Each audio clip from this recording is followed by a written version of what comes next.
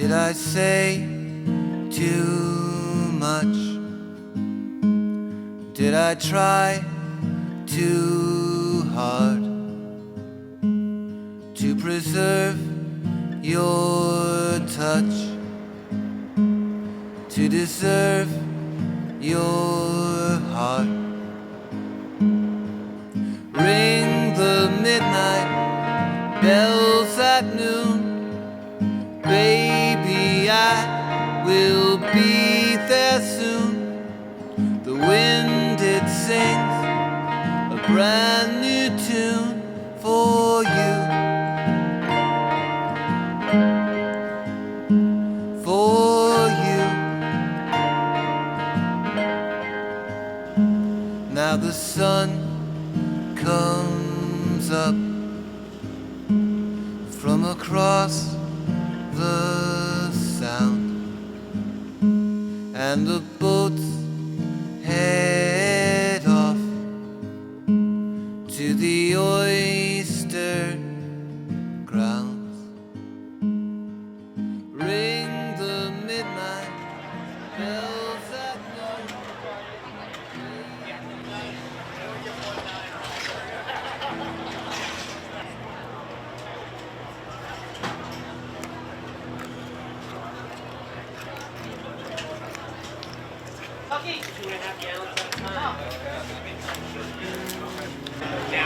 That's a maximum effort, looks like. Put it right over here. That's that shucking and talking.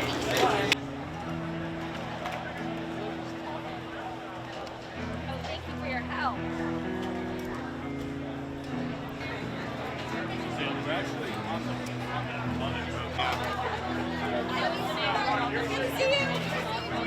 I don't know, I just love it.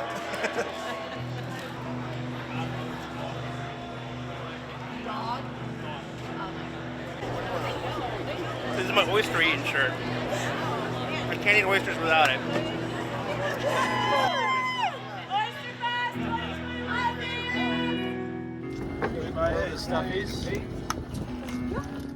It's just that they bring you such a connection to the sea. It's that oyster, when it's harvested, a week later, that shell is still closed, the animal's alive, and it's still living in that same water that it was harvested from. So if it's coming from as far away from Florida or Canada, you're transporting that part of the world right to where you're eating it at that time. The southern New England coastline is heaven for oyster lovers and for the people who harvest the bivalves from the sea. The protected Long Island Sound, the fresh-flowing rivers, and the broad estuaries provide nearly ideal conditions for oysters to grow and multiply. Oystering is so important to Connecticut, both historically and now. It's part of our maritime heritage.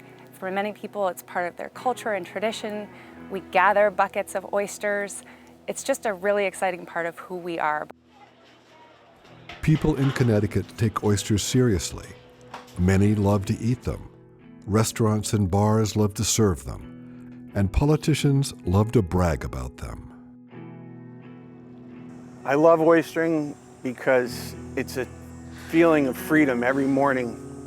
When you leave the dock, you untie, you're floating, you're making your own way out there. I think it's the freedom of the job. When you come upon a bed of shellfish, clams, or oysters that you weren't expecting to find, those are the best days you could ever have on the water, I think. I like the boats and I like the fresh air and the water. I don't like storms. I like water that's like just a foot high. Oyster people love the oystering life, but it's not easy. It brings hard labor, harsh winter conditions, storms, long days on the water, and for the crew, in slack times, the paychecks can be skimpy. My favorite part of oystering is staying out on the water in sometimes challenging and adverse conditions. I kind of prided myself, especially with the Robert Murray, the boat that I ran, being able to stay out when everybody else was going in. I suffer from numerous ailments. If you looked at my chart and looked at a used car, you probably would not buy this car. On the other hand, I also feel that in some ways it's kept me hard and healthy, and I think that being outside and making my living outside in many ways has been good for me. I don't know, it's like a way of life, or you know, like the work never stops. You know, I always say, you know, if you go from the start to the finish in your lifetime, you end up making a good living through the hard years and good years, because it is a 3-year crop. So if a storm comes through and wipes us out, we got to work for 3 years until we start making it again. The oyster is a biological linchpin for the Long Island Sound ecosystem, and farming of oysters actually amplifies their positive impact. Dredging cleans up the grounds and helps the oysters thrive. Oysters serve as this filtering system for the entire sound, and so as they're feeding on algae, they're actually removing particles from the environment. They're cleaning, they're filtering, they're clarifying the water. Oysters eat algae and phytoplankton that are produced in excess by the overuse of fertilizers and by summer warming of harbor and estuary waters. At the same time, the purity of the oysters themselves must be safeguarded. The state routinely tests water, the meat of the oyster, and plankton and algae for bacteria and toxins. The state of Connecticut has a great program on testing the waters, knowing what's out there, so it's protected. Like up in the Quinnipiac Harbor and Norwalk Harbor, we don't sell those oysters out of there to market. We move them out into clean water. They'll spend 2 years out in certified clean water. But it is important to the farm, the inner harbors, because that's where our food is for the young oysters. You know, you don't have the young oysters won't survive out in the deep water until they get bigger. Oysters can also help provide habitat for other marine life and protection against sea level rise and shoreline erosion. A program at New Haven Sound School shows a way to boost both roles, making artificial reefs from concrete balls. So this is a habitat restoration project, and that's our big goal. This isn't just about putting oysters in the water, it's about those other ecosystem services that oysters provide. They help improve water quality, and by growing on the reef balls, we get that 3-dimensional structure that creates space for other organisms. Another added value of oyster reef restoration is the benefits of coastal resiliency. So in the face of climate change and rising seas, oyster reefs provide an important buffer habitat. They can act like a little break, helping reduce wave energy as it comes to shore, helps salt marshes grow, which are giant buffers to absorb wave energy, and hopefully by pairing the growth of oyster reef with salt marsh, we'll be able to match that sea level rise and reduce those impacts on our coastal communities.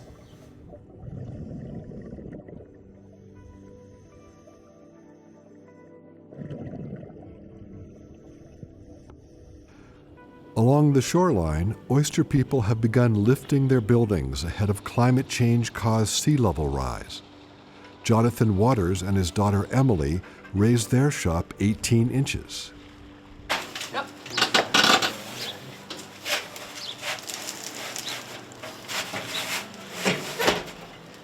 That was Not bad. not bad. So now that we've taken the floor out, you can see where the water has come up, and you can kind of see that some of the high tide lines, so where these reeds are, there's sort of a couple lines of them. These are more recent high tides that we've had, which, you know, reinforces that's not very far below the existing floor. And so by raising it, hopefully we're able to stave this off a little bit.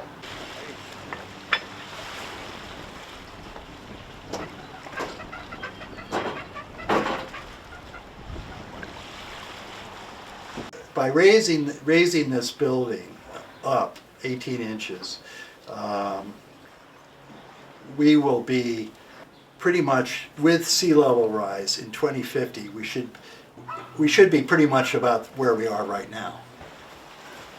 Okay, so that'll work.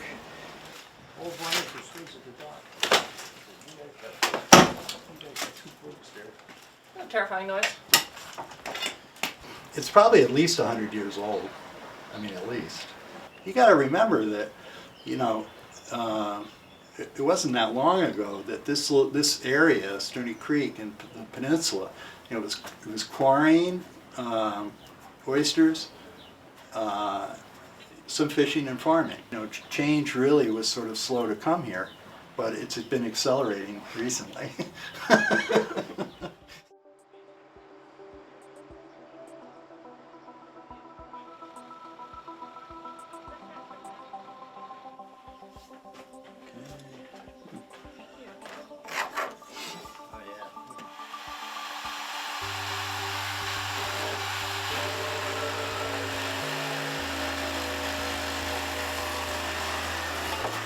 There's a long history of oystering on the coast. Before the arrival of the Europeans, oysters were a major source of sustenance for Native Americans.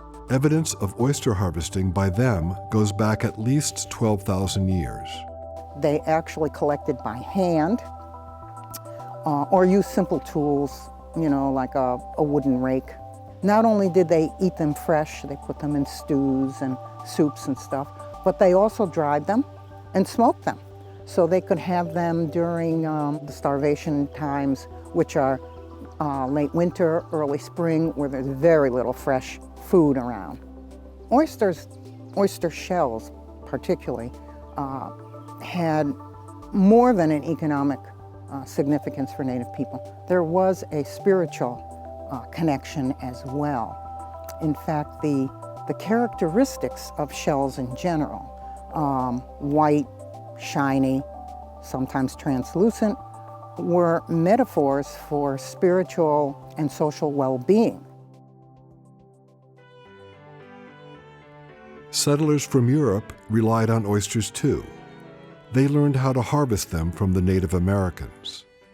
Small villages dedicated to oystering developed along the coast, and the industry thrived in New Haven's Fairhaven and City Point, and in Norwalk, Stratford, Milford, and Mystic. So in the late 19th century, the oyster business boomed in Connecticut and Fairhaven. And Connecticut became central to the world for oystering. The growth of the oyster industry in New Haven in the 19th century coincided with technology, population growth, and the idea that the city itself was really a burgeoning place, really booming in a way that we can't quite comprehend. And an instrumental person in that was H.C. Rowe. H.C. Rowe was a man of his time, a man at the right place, kind of ruthless, and someone who saw the big picture. Rowe was in the great tradition of business giants of his era. He was a huge risk taker at a time when no one was planting in the deep waters of the Long Island Sound. It was regarded to be untenable. He started proving that you could in fact propagate oysters in the deep water, and boy, he made it work. And he then followed up by engaging in the purchase of steam-powered dredges, which itself was a transformative part of the industry. At one point, of the 4 largest oyster steam dredges in the world, Henry C. Rowe owned 3 of them. So in the early 20th century, the oyster industry went from being the largest in the world and a leader to declining rapidly. There were several factors involved with this. There's a growing city, massive industrial growth, the revolution behind it, and 0 environmental regulations meant you had filthy waterways, you had filthy rivers, filthy harbors. The land and the water at one point had an enormous mutual prominence in America. The water was understood to be a major source of transportation and a major source of food. But as urban America developed and as all the progress enabled transportation to get food much further distances, much more quickly, we really began to start looking away from the water. The business itself just dropped, the traditions changed, and it almost disappeared by the mid-20th century. Over time, new environmental protections, controls on harvests, and restoration efforts led to a revitalization of the industry. When we very first started, my uncle broke us in. It was in '73 that was going to be a real good set he saw. in the river here. And he'd come out with us and show us how to throw the dredge, feel how it was tendon bottom by holding the line with your hand when you first put it in, see if it was floating or grabbing. You catch the best when you're towing into the current in this river. When the current's running out, you tow into it. We would use a hand line. At that particular time back then, we didn't have those winders yet. Well, once we got the dredge to tend right, and we were hauling up the oysters. We had what they call a culling board, so that we would dump the dredge if we could on the culling board, or if we dumped it right in the boat, then we'd shovel it up on the culling board, and we'd pick out the oysters and push over the shell. There'd be a bunch of boats that would come in at the same time years ago, and we'd help each other unload. Well, the wintertime, the river could ice over quite a bit, depending on how much snow we got and ice and how cold it got. When we first started doing this, we didn't have rubber gloves, so we'd had to use canvas gloves, and we'd put Vaseline on our hands before we put the glove on. Well, with my uncle's times, they used to have somebody called obligable. And they called him that because a lot of times they couldn't understand what he was saying. One time, my uncle called his house. True story. And they were good friends. He says, I want to talk to obligable. And she gives the guy's real name. And my uncle says, no, I don't want to talk to him. I want to talk, I don't think he knows his real name. I want to talk to obligable. She hung up on him. My father and uncle, they learned from a lot of the old timers, and they had a vision. They knew it would come back. So in the late 60s, 70s, they started sailing the Bridgeport beds, catching oysters, selling to the oystermen. And then they started buying up all these companies, and they put together a company called Talmadge Brothers, and they turned it into a fairly large company. In 1973, a fire ripped through the Blooms complex in Norwalk. Employees took the lead in fighting the fire.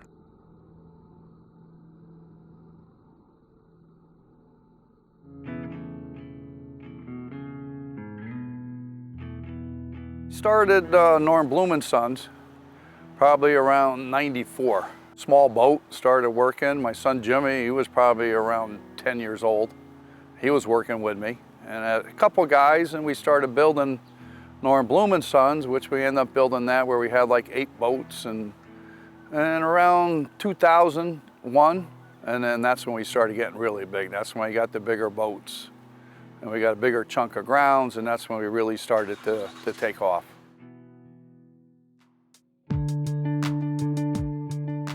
I always feel like an oyster has really 3 different layers of flavor. The first thing you taste is the sea that it grew up in. Next, I like to chew it gently. The idea that you just slurp an oyster down, that doesn't work for me. You might as well take a shot of salt water. When you break up that oyster, that's where you taste the body of the oyster. The last thing you chew is the hardest part of the oyster, the adductor muscle, and that's going to be the finish of the oyster. So in wine, we talk about terroir, where the different growing conditions create a different type of grape and a different flavor. With oysters, we're talking about merroir, where the different aspects of the sea that it's grown in are going to create changes in what you taste and the texture and the flavor of the oyster. The factors are going to be temperature, the food that they eat. There's different types of plankton that create different flavors in the oyster. Opening oysters is not a feat of strength. You never want to push the knife hard, you never want to turn it hard. When you push it hard, that's when it ends up going right in here, and that hurts. So I just wiggle it in here. You go into the hinge on this side. I wiggle it in, and once I get a grab, you'll see it slid in. Now just turn it, about 2 pounds of pressure, and the oyster will give up before you will.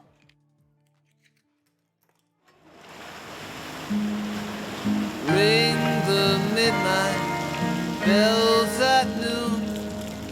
Baby, I will be there soon. The wind did sing a brand new tune for you. For you.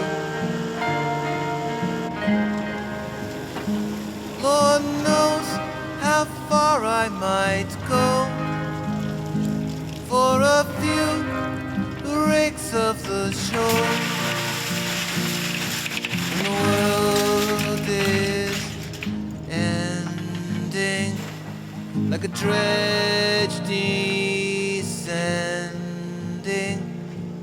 Gloria, won't you land upon the bow and lead us home? Gloria, won't you stand upon the bow and lead us home?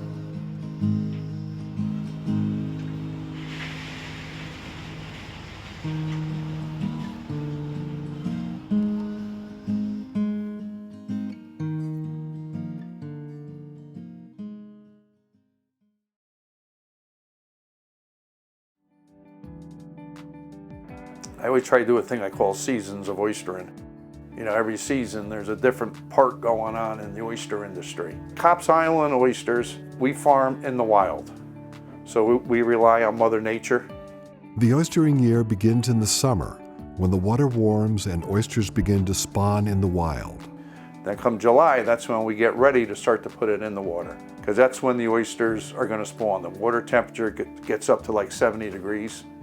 So my son will watch it. When the spawn shoots out of the oyster, swims around for like a week or 2 weeks, and then when it swims back to the bottom is when we want to put the dry shell down to catch a nice seed bed. For a few days, it's a race against time. Crews work around the clock to move shell from the bank into the water so the larvae can settle on it.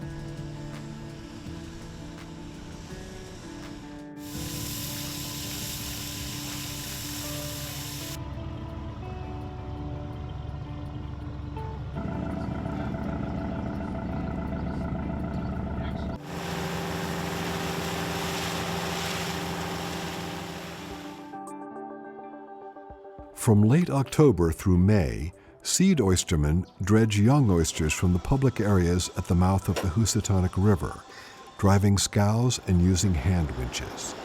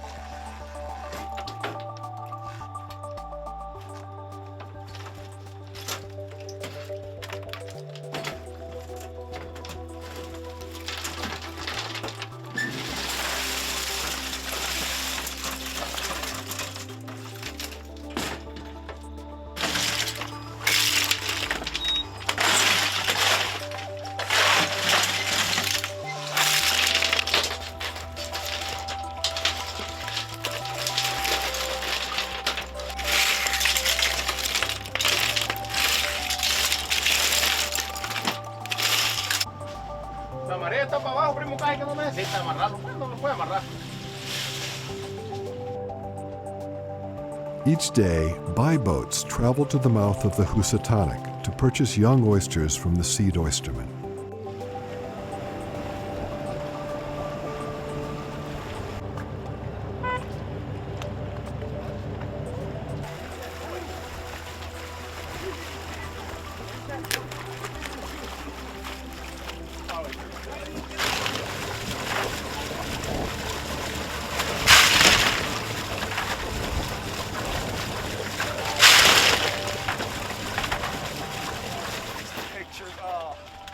Wait a minute, I gotta shave. Hold on, wait, I gotta shave.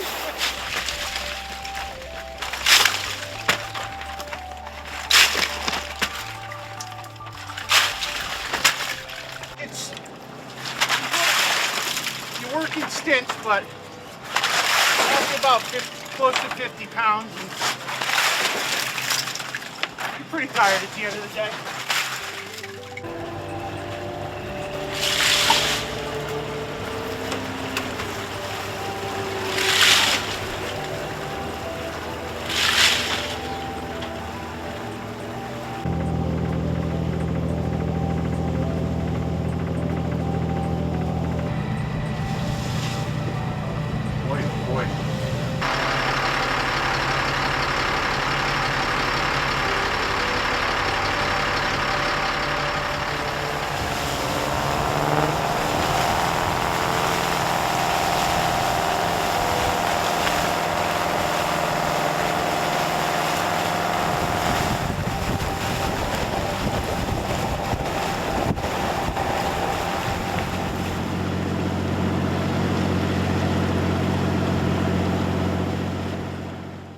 If it's cold enough and there's several days in a row that are, you know, below 20 degrees and there's not a lot of wind, you get real thin sheet of ice that goes right across the top of the salt water called skim ice.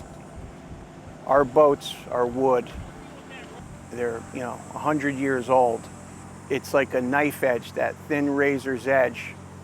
All that hydraulic pressure as the boat's moving through the water, it can saw right through a boat. It could be the end of your day real quick.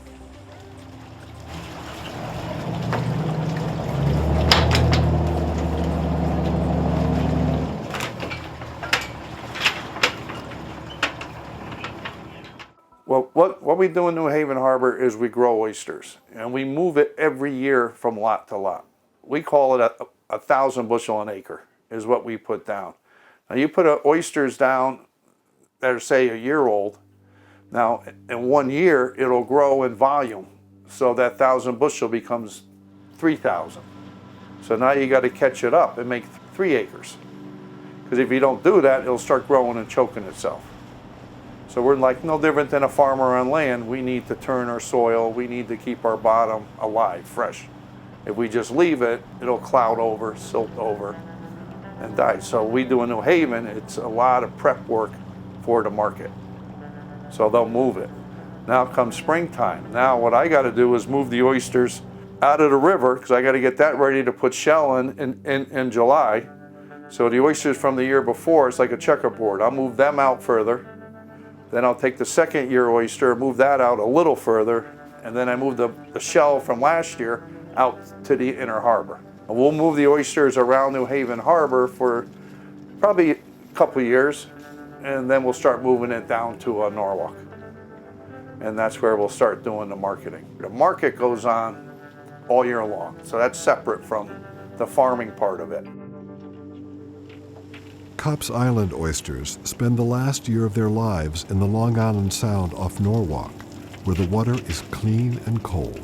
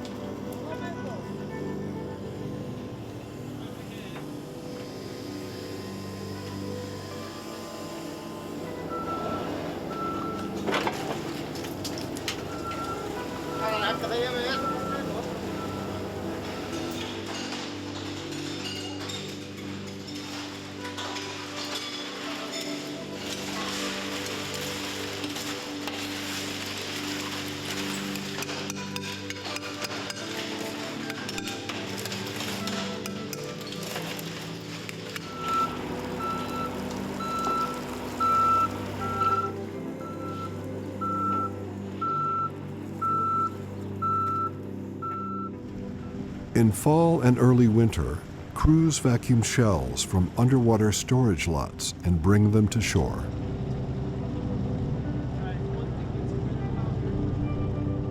So we gathered the shell all year, and now we're starting to put it up on the beach up in Quinnipiac. And you'll see a big steel boat be running back and forth, and all that boat does is catch shell. It's a 100-foot boat, and it goes to what we call shell lots. And we'll bring the shell in, we put it up on the beach, and we dry it. So we'll probably spend another, maybe into February, and then we stop, this pile sits there, and it'll dry until July.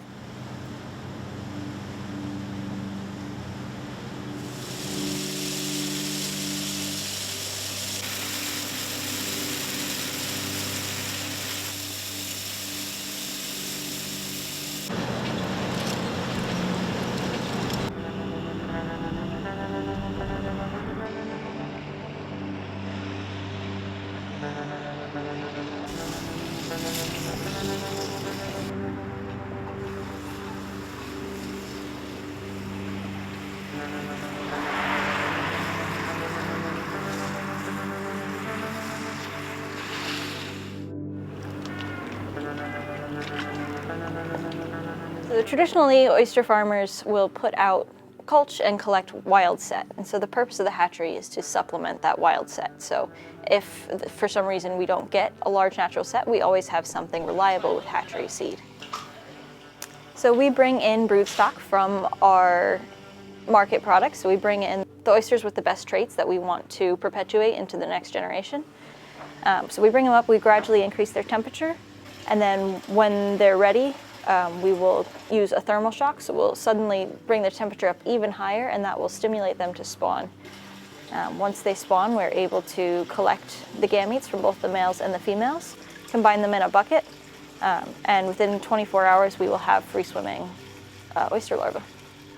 The settlement process is essentially them going through metamorphosis. So they go from a pedivillager, which is a zooplankton stage where they have cilia that they can swim. So once the larvae are in the conicals, they will stay there for about 2 to 3 weeks. They'll get a water change every other day, and we feed them different diets as they grow, depending on their size and nutritional needs. So they are there until they develop a foot and an eye spot, which indicates that they are ready to find their settlement place. We produce all our algae. We got starter cultures from various different places, and essentially what you're doing is you're just perpetuating that culture. They'll fill them with water, put the algae in, and then essentially give them all the things they need. They need light, they need nutrients, they need water. So they've got the water, we put lights behind them, they're just small plants. And we give them the nutrients they need, and they will grow exponentially, and when they're dark enough, we'll feed them to the oysters. So we have a gravity feed system for everything downstairs, so we drop all the algae through a line in the floor, and we can just bring it around. It's in a hose essentially at that point. We can spray it into each of the tanks that need it. What we do is we use an artificial culch, which is just crushed up oyster and clamshell, completely natural. It's essentially the texture of sand, but it's still calcium carbonate, so they're still attracted to it. So we put that in the bottom of a tray, and the goal is to have one oyster larva settle down onto 1 grain of this shell grit. And at that point, it will grow up completely independently from all the other oysters, so they'll be a very natural shape and size, and traditionally what you'd see on a raw bar.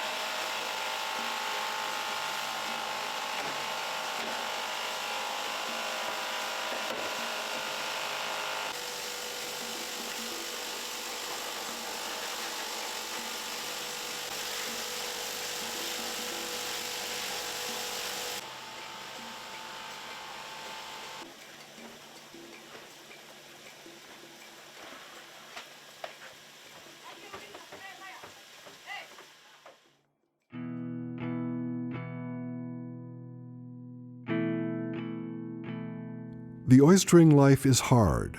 Rough weather, bulky machines, lots of heavy lifting. In the early days, men typically labored on the boats and women worked on shore, shucking, canning, and serving oysters. Today, women are in the hatcheries, in oyster farms, and on boats as well. Regardless of gender, traditional aspects of the culture continue to run strong, including a love for the outdoors, for problem solving on the fly, and for dealing with a mix of tasks. In this business, no 2 days are the same. Yeah, I was practically born on the water. I moved out to the Thimbles when I was 4 years old. I guess in many ways that was the start of all this. As a child, I got into oystering mainly because the oyster industry, or the oyster business in town, E.S. Ball and Company, was still active. And I used to sit and watch these boats working in the behind the island. I really don't remember ever wanting to do anything else. My parents' house was on Fort Trumbull Beach, and from a young kid out there at Charles Island, I always remember seeing these big wooden white boats with the arms coming up and down, and it was like, it was amazing to me. I could sit there for hours and watch those boats. I always wanted to get out to them. I got into oystering in the early 90s. Primarily, I was on my brother's lobster boat as a deckhand, and while my 4 daughters were all in school. Then, for a while, I worked on the L&J oyster boat in the East River of Guilford. Oystering has changed drastically since I first started. First of all, back in the early 90s, there were very few oysters. They were scarce. As we did get more oysters, we did most of the culling and chipping on board the boats and bagging of the oysters. Now that's done in a refrigerated shop. My first oystering job was selling seed oysters to Norm Bloom and Son. And I'd have to say that that was probably the biggest thrill of my adult life, was, you know, catching my oysters on my boat. He used to take me out, and it was interesting. He worked with this big bearded guy, kind of like in a cartoon. Like fisherman, you would think, like, you know, he had big arms. That's kind of the foggy first memory I have. I loved the water ever since then. And you just kind of evolve with it. You kind of become a fisherman. You're not, some people say like, oh, they're just born for it or whatever. I really don't think so. I think it has to cultivate you. It has to chisel you out of a block of stone. So the first time I went out on an oyster boat was Thanksgiving when I was really little. Was going out with my dad and I suspect my uncle, and we were getting oysters for Thanksgiving dinner here in the creek. Well, Jimmy, he's probably around 5 or 6 years old. He found oysters down the end of the street. So he got a wagon, he had a little friend of his, Hector, and they used to go down there and they'd start picking oysters. I guess I started with an interest in the business at a young age. Started going to work with my father and, you know, took on to it from there. Had my first boat when I was about 9 years old. Go out by myself, I had a little dredge, pull it by hand. You know, my father would be in the area and, you know, keeping an eye on me, but basically, yeah, I would take the boat out by myself and harvest oysters. I went to a marine science high school, specifically tailored toward teaching kids about the ocean, and also we had an aquaculture facility, so pretty soon after starting there, I decided I wanted to pursue aquaculture. And when I got here, there had been a hatchery previously, but it hadn't been run in, I think, about 10 years. So the materials were all there, but it wasn't functional. So they pretty much gave me free rein, said, let us know what you need. And with that, 5 years later, here we are. When I got here, I remember, you know, a little, I'm 16 years old, you know, and you come from it's different, you know, down there it's probably 80 every day, you know, all the time, all year round. When I got here, I remember I go with my uncle, start working as scout with my uncle, Carlo. And he started teaching me driving the boat, you know, and start working with the guys, all the crew. So I kind of know all the guys work over here, you know, back from Honduras. So we got that relation, you know. So it's more easy, you know, to work with the guy. I was given a chance by Norm Bloom and his brother to run a clam boat, but once in a while we did put a heavy dredge on the stern of the boat, and I would do like a modified Crazy 8 pattern, and we would get oysters for our New Haven location. I mixed the arts and the oysters sort of through a appreciation of the visual aspect of the boats. I'm kind of creating a picture. In many ways, it's almost a painting, a realistic painting. This is an aspect of my work that I'm coming to realize that is so much a part of it, and that in fact they've sort of blended. Unfortunately for me, there were some men out in the water that did not like me. It was apparent that they would rather not have me out there. And it was a challenge some days just existing with them. I just put up with it, never really complained. I didn't ever give up. And, you know, after a while, they just left me alone.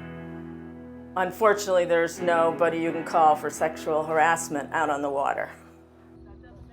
Patty works mostly on shore these days. She sells shellfish in New Haven's Fairhaven neighborhood.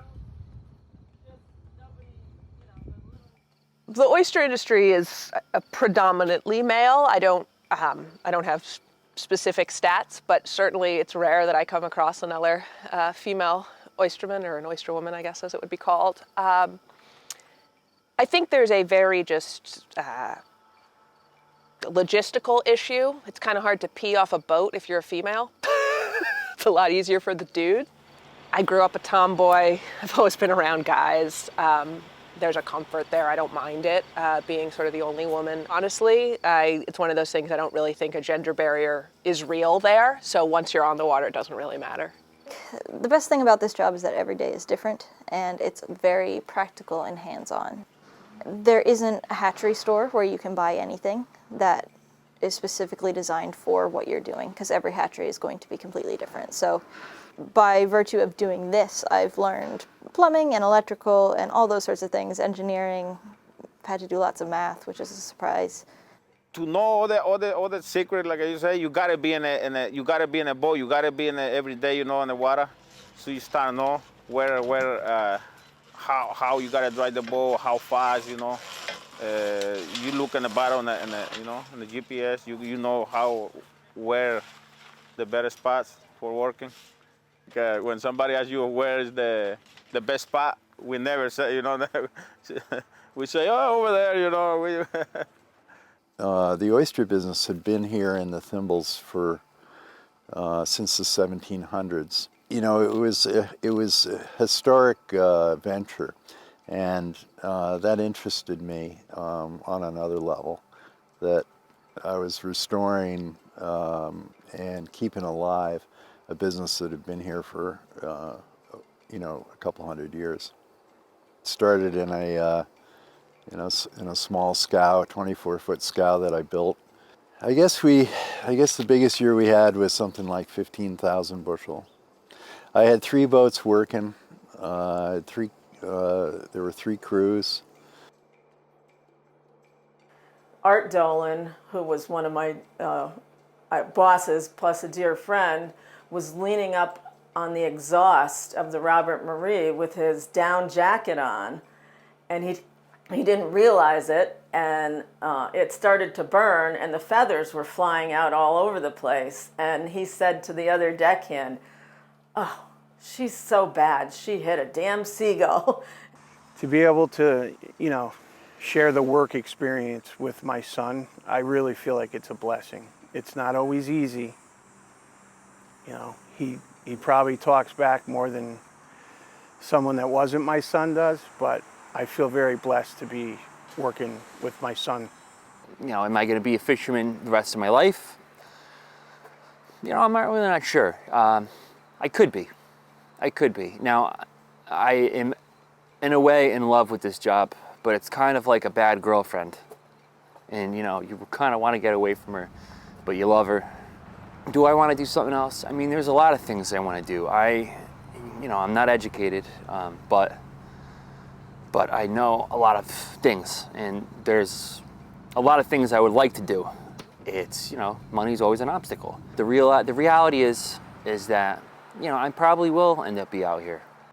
The future of oystering right now looks very bright, especially for our company, with a hatchery in works in Noank and partially in Norwalk and a big facility planned for New Haven.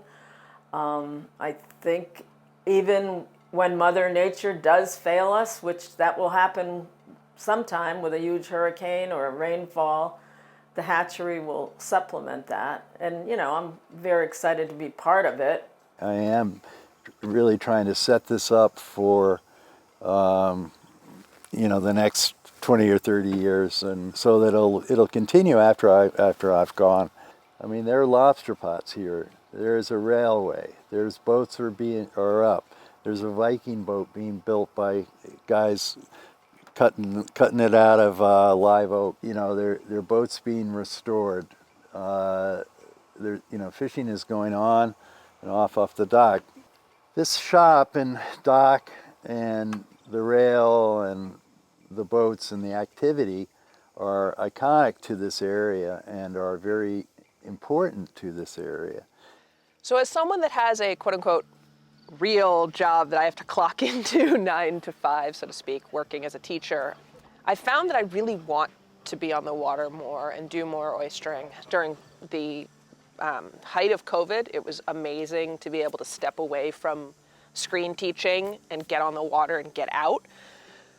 And I'm finding that I really want to do that more and more. My son, who's 5, about to be 6, is taking an interest in the business. He comes out with us on the boat and loves doing it. He loves being on the boat and doing the work. I hope he takes on the family business and follows in my family's footsteps. I'm the 3rd generation, so my son will be 4 generations.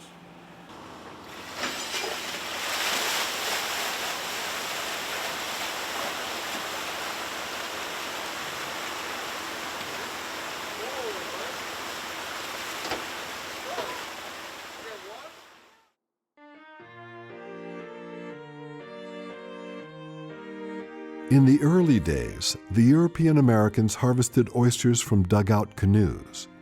But eventually, craftsmen in New Haven began building Sharpies, flat-bottom sailboats that got into shallow water and held a lot of oysters. The Sharpie is a long, skinny, and most importantly, very shallow draft boat. It can get to the grounds very easily where the oysters grow, and in shallower water. Using a biology analogy, a Sharpie is a crustacean. It has no skeleton, which makes it immensely easier to build. All you're doing is building the shell, and then you're done.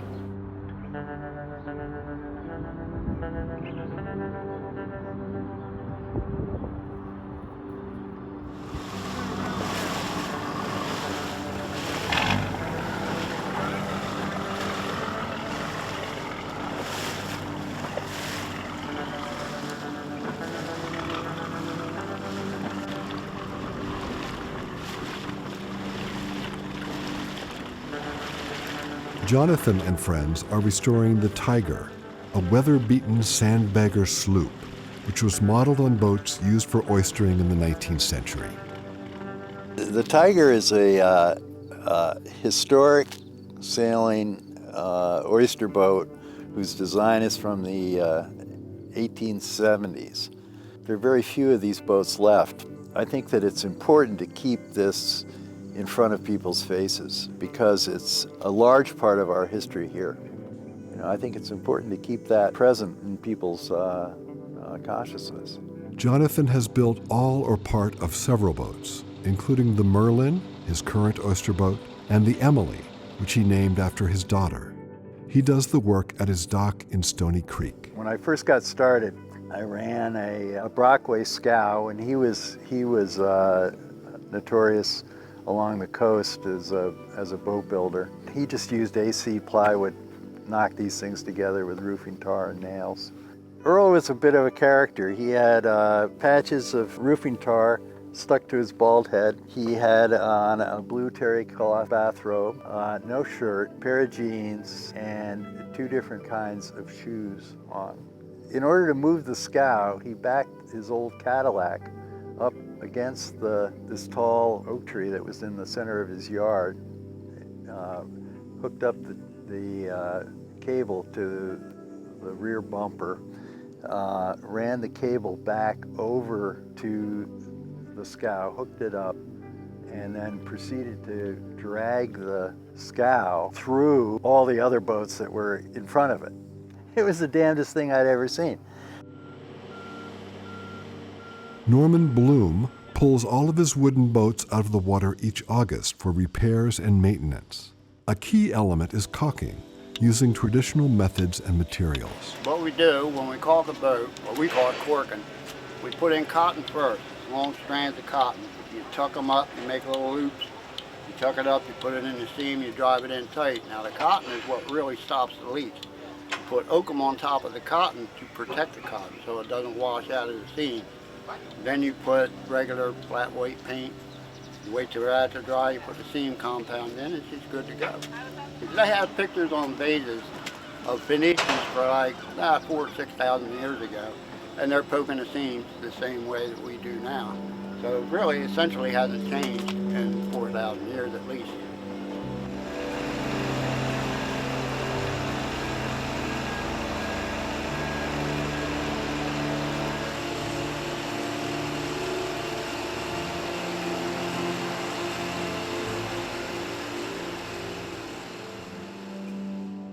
Flanagan Brothers Boatyard is one of the last places on the East Coast that still repairs wooden oyster boats.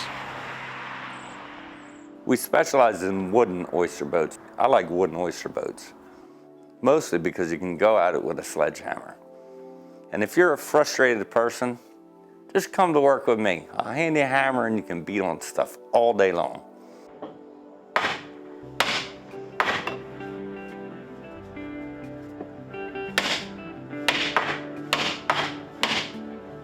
Right now, Brian is restoring the Grace P. Lowndes, a 90-year-old oyster boat that operates along the Connecticut coast.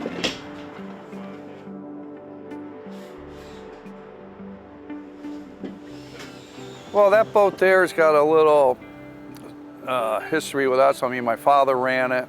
I ran the boat. My son Jimmy was running it. And like I say, the boat was built here in Connecticut. So it kind of means something to us. We really want to keep that going.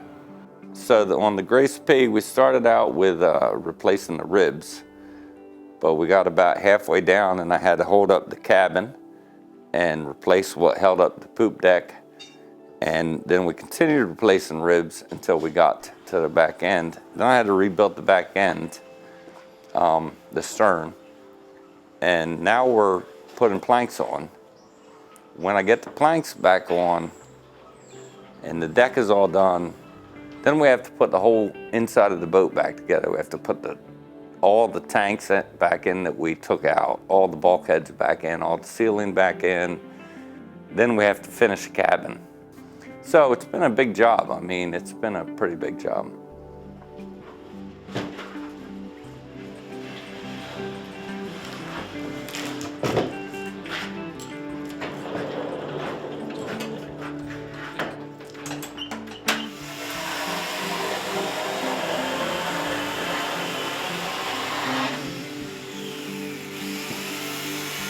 All right, so this is one of our most important tools. It's a ship saw that tilts. It tilts while you're cutting, so you can cut a plank that is twisted and curved. You can make just about anything on that. You end up losing body parts usually. My great uncle had, I think, 2 short fingers. I've been working here 24 years, 23 years, and I think I'm the last one. My kids aren't really into it. I don't know. I might have to find somebody to train up. Pop says you have to grow your own help, but it hasn't worked out for me yet. I haven't grown any that want to take over. I don't think they're building any more wooden oyster boats.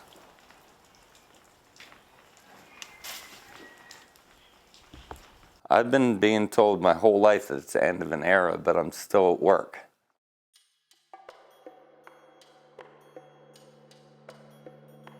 I love to eat them raw on the half shell. They're my favorite. I know people like to cook them and top them, but there's nothing like having an oyster right out of the water. It's a medium briny, it's got good body, and the finish is almost sweet. The adductor muscle almost tastes like a scallop on these. Oh, it's so good. And yeah, usually when I go out, I never bring them home. But every once in a while down here, I'll shuck a couple if I get hungry, or I'll go out to eat them. You know, I like them every way. You know, I like a stew. You know, on a cold winter day, there's nothing quite like it. My aunt found a real good recipe. The best one she had was she'd broil them. She'd get like a third of a strip of bacon, roll them first in Italian flavored breadcrumbs, put the strip of bacon around them, put a toothpick in it, and broil them on both sides. The bacon was partly raw, you know, when it was done. I could eat 2 or 3 dozen like that. I can't eat them raw like that. I could eat a few raw, but like that, I could eat 2 or 3 dozen. My favorite way to eat an oyster is just raw with either a lemon, maybe a little minuet sauce if we're feeling fancy. My son, he's allergic, so he can't even be around oysters. Yeah. They're, you know, they're the ultimate fast food. You know, they really are. They come in their own package. You know, you keep them cold. They're, you know, they're just perfect. Yep. Gloria, won't you land upon the bow and lead us home? Gloria, won't you stand upon the bow and lead us home? Lead us home. Lead us